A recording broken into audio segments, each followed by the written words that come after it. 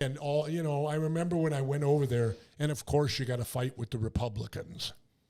And I asked the head Republican, what's the problem here? And he said, well, we need more studies. I said, no, we don't. Go to Israel. They've studied it through and through. I said, there are no more studies need to be made. Then he gave me the second line, the children. And I said, wait a minute. I said, have you been to Colorado? No. I said, well, maybe you should go out to Colorado. I said, if you're purchasing marijuana in Colorado, I said, you not only have to show your ID once, you have to show it twice. You show it just to get into the waiting room, and then you show it to make your purchase. So I said, if any children are getting marijuana, it's because adults are providing it for them the same as they do booze. Identical. I said, so if you're going to come say the children on that, well, then why don't you say the children on alcohol? Exactly. 100%. The point is, children are not to use alcohol or marijuana. It's an adult subject, an adult usage. And we as a society need to keep it at that level. And if we do, there won't be any major problems. There's one major difference between the two, though. It's because one's medicine and one is not. So I think it should be treated better than booze, honestly. Well, and that's true, although some may argue booze is medicine, too.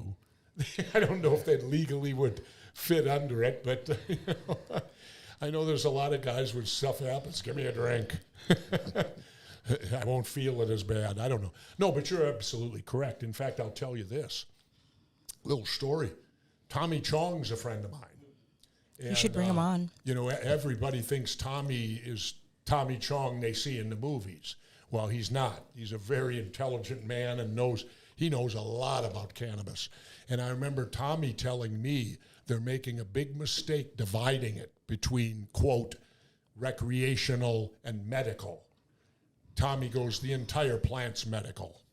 He said those that smoke it for the euphoric feeling are doing it for their mental health, like post-traumatic stress, things of that nature, or frankly, just to relax. You know, this life is tough enough.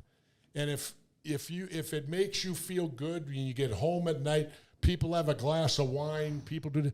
What's wrong with getting home at night, relaxing, sitting down in front of your TV and smoking a joint?